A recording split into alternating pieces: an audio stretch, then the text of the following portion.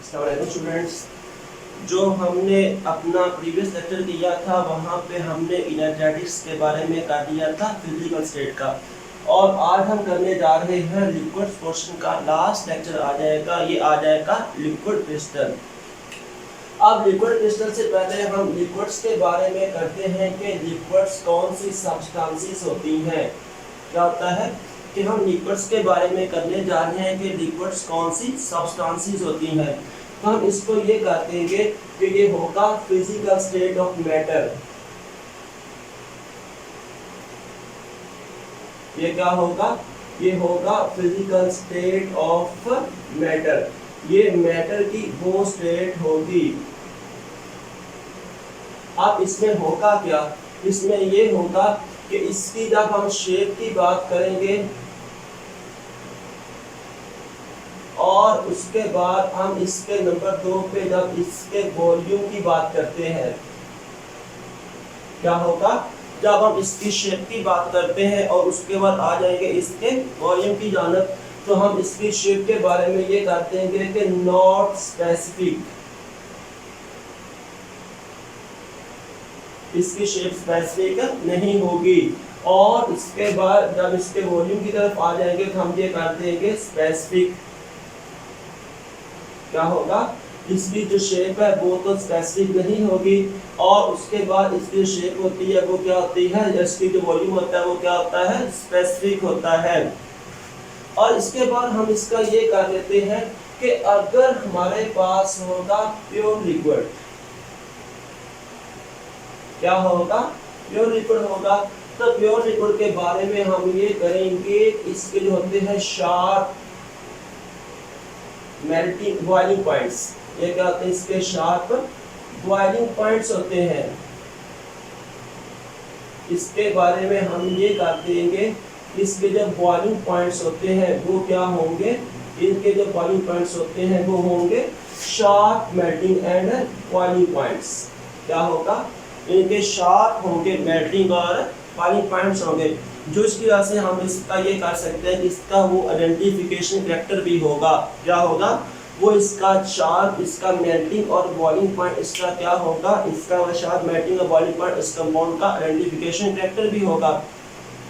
मतलब हम ये कर देंगे कि वाटर का मेल्टिंग पॉइंट बॉइलिंग पॉइंट इसका 100 है, तो हम कह देंगे अगर बॉइलिंग पॉइंट 100 होगा, हमें कोई अननोन सब्सटेंस दिया जाता है और ये कहा जाता है कि बताइए कौन सा सब्सटेंस है, तो आप उसका बॉइलिंग पॉइंट चेक कर लेंगे। बॉइलिंग पॉइंट चेक करने की बेस पे हम कह देंगे से अगर 100 आता है, हमें पता नहीं कंपाउंड कौन सा है, 100 के ऊपर हम कह देंगे ये वाटर होगा। ठीक है, 78 होगा, हम कह देंगे क्या होगा जी, अल्कोहल होगा। इस तरह से आप उस पर बॉइलिंग पॉइंट की बुनियाद पर उसको आइडेंटिफाई कर सकते हो। तो ये आती है, ये वाली आती है लिक्विड की प्रॉपर्टीज आती हैं। क्या आता है? ये वाली लिक्विड की प्रॉपर्टीज आती हैं। और इसके बाद यहाँ पे आता है 1808 इन 1808 कब की बात है? 1808 की बात है। यहाँ पे एक है ऑस्ट्रेलिया का बॉटनिस्ट। कहाँ का था? ऑस्ट्रेलिया का। कौन था? बॉटनिस्ट। कौन सा था? ऑस्ट्रेलिया का एक बॉटनिस्ट था, फ्रेडरिक रेचर्स का नाम था। उसने क्या काम किया? इसने ना डिस्कवर एन अदर प्रॉपर्टी,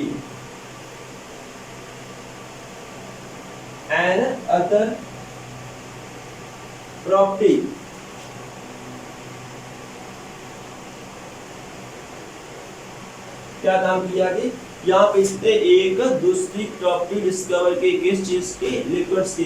तो हम इसको नाम दे देंगे, ये प्रॉपर्टी कहलाएगी लिक्विड क्रिस्टल।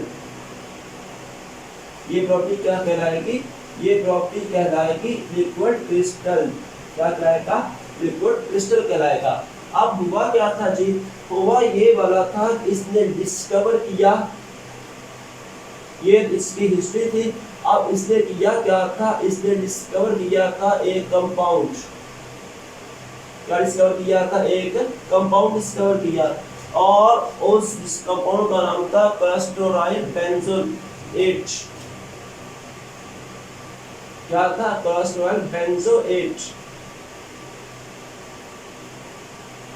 अब इसमें क्या था?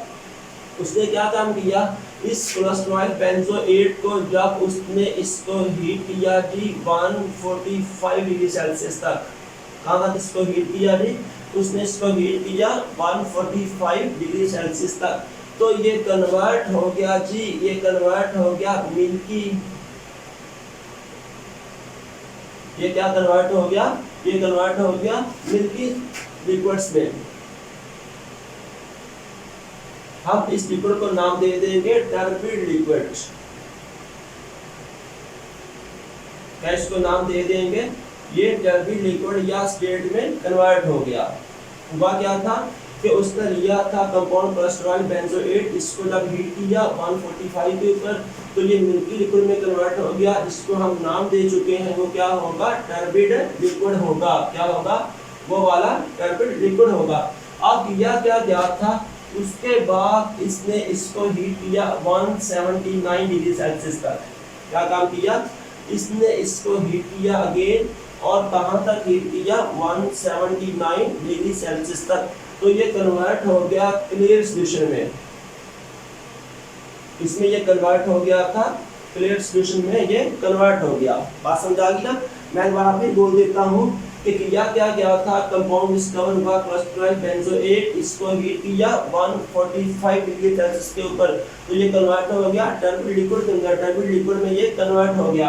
अब जब टर्बिड लिक्विड को हीट अप किया गया 179 डिग्री सेल्सियस तक, तो ये कन्वर्ट हो गया क्लियर सॉल्यूशन के अंदर, इसमें कन्वर्ट हो गया क्लियर सॉल्यूशन में, ये कन्वर्ट हो गया। और इसके बाद इसने यही फिनोमिना वापस शो किया कि अगर आप इसको कूल डाउन करते हैं, और कूल डाउन करने के बाद जैसे टेम्परेचर 145 तक आएगा, तो ये कहाँ से पास आउट होगा, टर्बिड लिक्विड से पास आउट होने के बाद वापस सॉलिड में ये कन्वर्ट हो जाएगा, इसमें कन्वर्ट हो जाएगा सॉलिड लिक्विड में, ये सॉलिड ये लिक्विड सॉलिड में कन्वर्ट हो जाएगा। अब चूंकि जब हम इसको स्टडी किया गया टर्बिड लिक्विड को, इसको नाम इसमें इसकी जब इसकी प्रॉपर्टीज को स्टडी किया गया, इसके अंदर कौन कौन सी प्रॉपर्टीज आई। नंबर 1, ये फ्लो कर सकता था जस्ट लाइक लिक्विड। ये क्या काम कर सकता था कि जस्ट लाइक लिक्विड, ये क्या काम कर सकता था जी, फ्लो कर सकता था। और उसके बाद ये प्रॉपर्टीज शो करता था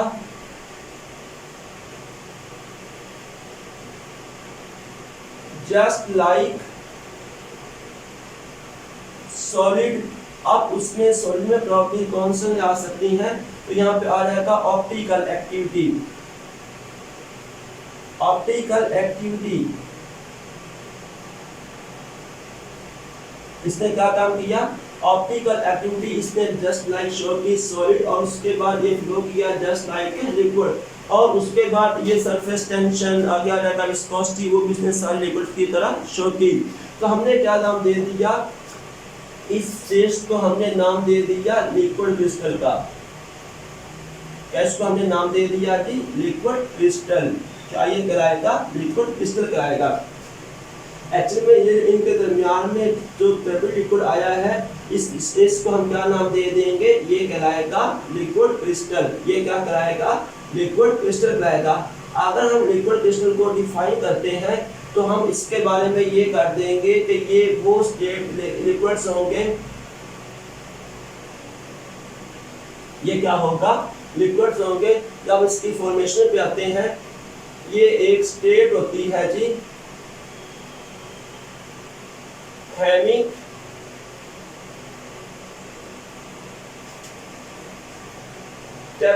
टर्बिड प्रॉपर्टी।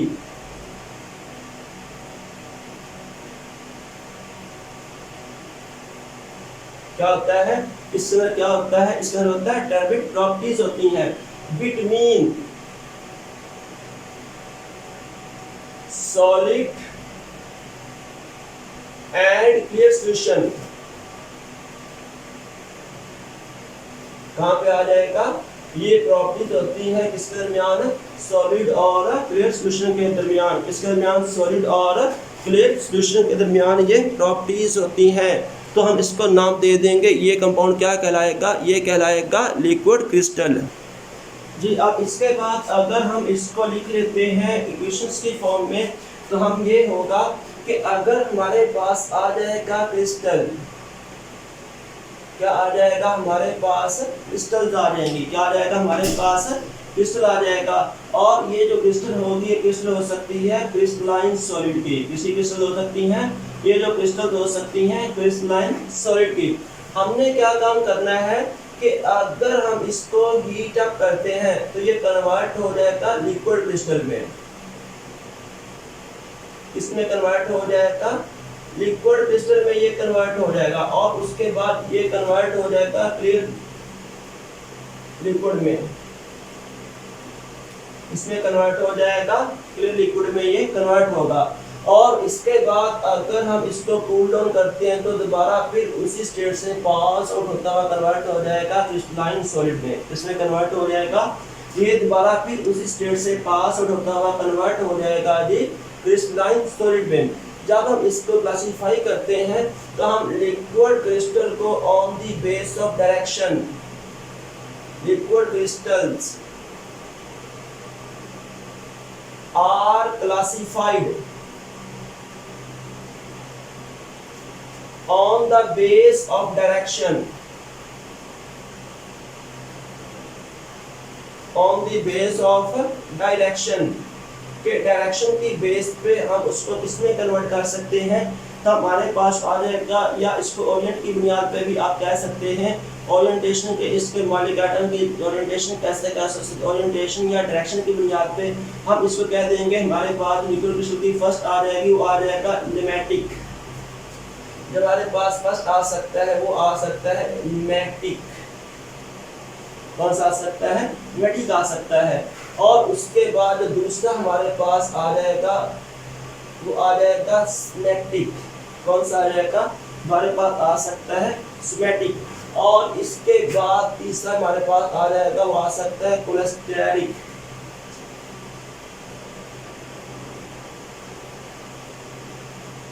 कौन सा आ सकता है, तीसरा हमारे पास आ सकता है कोलेस्टेरिक आ सकता है, ठीक होगी बात।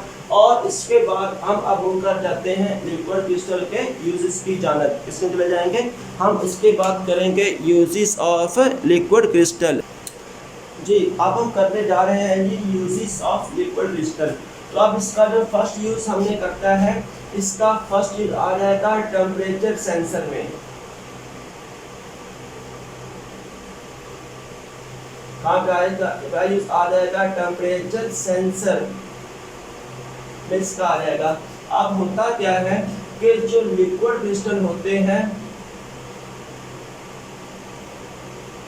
क्या होता है, जो लिक्विड क्रिस्टल्स होते हैं ये कर सकते, क्या काम करेंगे, डिफ्लेक्ट कर सकते हैं लाइट को, क्या कर सकते हैं, डिफ्लेक्ट कर सकते हैं लाइट को, सही होगी बात, क्या काम कर सकते हैं, डिफ्लेक्ट कर सकते हैं लाइट को। अब होता क्या है कि जब यहाँ पे वेवलेंथ की, क्या होता है, जब यहाँ पे wavelength of white light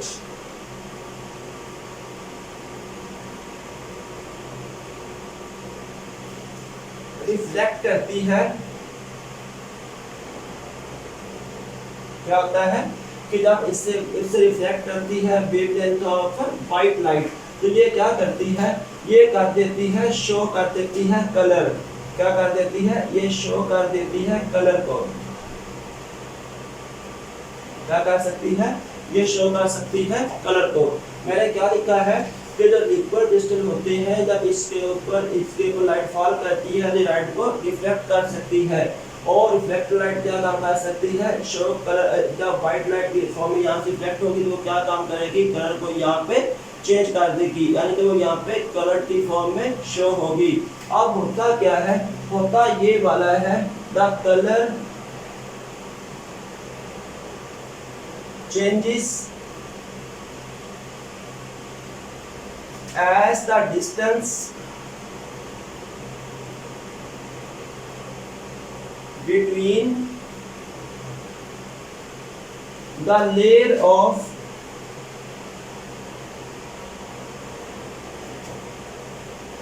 crystal changes, या क्या कहता है, the layer of crystal molecule changes। यहाँ पे क्या हो जाएगा कि जैसे ही आप उसका कलर चेंज करोगे, जब हम क्या काम करेंगे कि अगर हम उसका कलर देंगे, अगर उसके दरमियान मॉलिक्यूल के दरमियान जो डिस्टेंस है वो इंक्रीज चेंज होगा, उसका कलर भी क्या हो जाएगा, चेंज हो जाएगा। अब इस वजह से हम इसको इस्तेमाल कर लेंगे टेम्परेचर सेंसर के तौर पे। किस तरह इस्तेमाल कर लेंगे, हम इसको इस्तेमाल कर लेंगे टेम्परेचर सेंसर के तौर पे। पहले कैसे मैंने क्या बताया है, मैंने ये बताया है कि ये लाइट को रिफ्लेक्ट कर सकते हैं। जब लाइट को रिफ्लेक्ट करेंगे तो वाइट लाइट की फॉर्म में जाएगा और वो क्या काम करेगा, कलर को शो करेगा। और ये कलर क्या होता जाएगा जी, ये कलर चेंज होता जाएगा जैसे जैसे हम डिस्टेंस को चेंज करते जाएंगे, और उस चेंज करते हुए डिस्टेंस की बुनियाद पर वो क्या काम करेंगे, कलर को अपना चेंज करेंगे, और इस कलर को हम इस्तेमाल कर लेंगे टेम्परेचर सेंसर के तौर पर। अब इसके बाद इसकी जो नेक्स्ट प्रॉपर्टी आ जाएगी, नंबर 2 पे आ जाएगा, हम इसको यूज कर सकते हैं as a potential failure.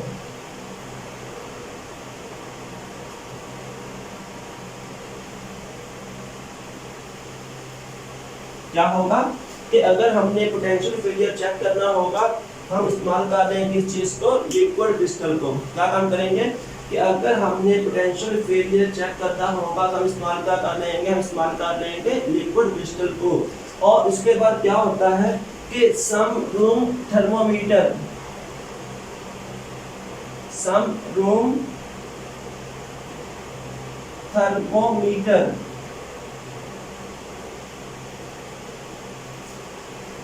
contain having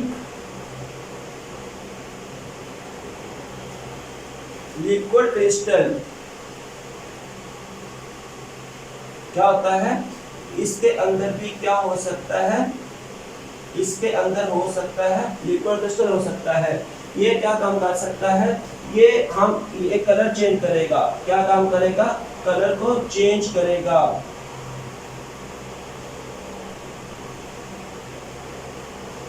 When temperature changes, क्या हो जाएगा, तो ये कलर को चेंज करेगा जैसे ही हम टेम्परेचर को चेंज करेंगे। मैंने क्या बोला है कि लिक्विड क्रिस्टल का हम इस्तेमाल कर सकते हैं पोटेंशियल फेलियर को चेक करने के लिए।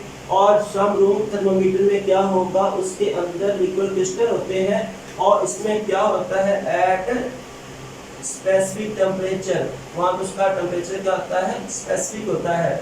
और जैसे ही टेम्परेचर चेंज होगा, क्या होगा कि जैसे ही टेम्परेचर चेंज होगा, क्या होगा कि जैसे ही टेम्परेचर यहाँ पे चेंज होगा तो ये क्या काम करेंगे, अपना कलर चेंज कर देंगे, जिससे पता चल जाएगा कि रूम का टेम्परेचर चेंज हो चुका है। अब इसके बाद जो नेक्स्ट प्रॉपर्टी आ जाएगी, वो थर्ड प्रॉपर्टी इसकी ये वाली आ जाएगी, इसको हम मेडिकल में इस्तेमाल कर सकते हैं। यानी कि जो लिक्विड क्रिस्टल्स होंगे, क्या होगा, जो लिक्विड क्रिस्टल्स होंगे हम इसको इस्तेमाल कर सकते हैं to locate infection plus tumour. क्या होगा कि इसको हम इस्तेमाल कर सकते हैं to locate infection and tumour. और कहाँ पे ये काम होगा, ये काम होगा ट्यूमर हमने कहाँ पे लोकेट करना है, और उसके बाद इन्फेक्शन कहाँ पे लोकेट करना है। तो इसके लिए इस्तेमाल करेंगे नंबर 1 आ जाएगा वेन, उसके बाद आर्टरीज। वेन और आर्टरीज के अंदर हमने क्या काम करना है, इन्फेक्शन और ट्यूमर को चेक करने के लिए, वेन्स और आर्टरीज के अंदर इन्फेक्शन या ट्यूमर को चेक करने के लिए इस्तेमाल कर लेंगे लिक्विड क्रिस्टल को। अब होता क्या है, जो चीज़ों के ऊपर इफेक्ट होता है, जहाँ पे इन्फेक्शन होता है, वो क्या होती है, वो होती है warmer. Than other body parts, वो क्या होती है, वो होती है warmer than other body part. और जब उसके ऊपर लिक्विड क्रिस्टल को फॉल करेंगे तो कलर क्या काम करेगा जी, चेंज कर देगा। वो क्या काम करेगा, कलर को चेंज करेगा। और कलर को चेंज करने की बुनियाद पे हम ये कर देंगे कि ये हिस्सा क्या है, इफेक्टेड है, यहाँ पे ट्यूमर हो सकता है या यहाँ पे इन्फेक्शन हो सकता है।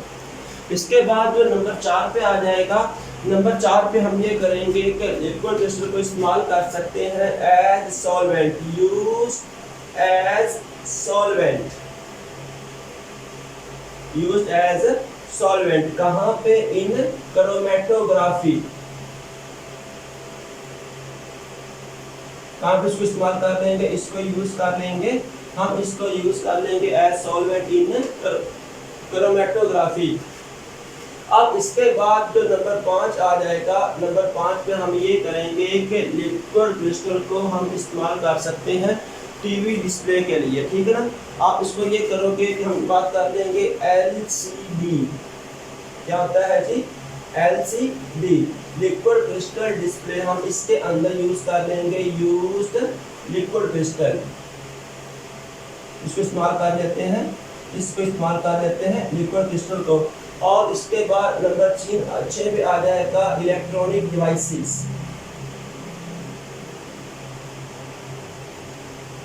क्या आ जाएगा? यहाँ पे आ जाएगा इलेक्ट्रॉनिक डिवाइसेस सच एज, यहाँ पे आ जाएगा कंप्यूटर, उसके आ जाएगा कैलकुलेटर, इसमें भी क्या हो सकता है? यूज करते हैं लिक्विड क्रिस्टल, इसको इस्तेमाल कर लेते हैं, यूज कर लेते हैं जी लिक्विड क्रिस्टल को। तो ये जो आज हमने लिया है, हमने ये देखा लिक्विड क्रिस्टल क्या होता है और उसके बाद हमने लिक्विड क्रिस्टल के यूजेस के बारे में किया है।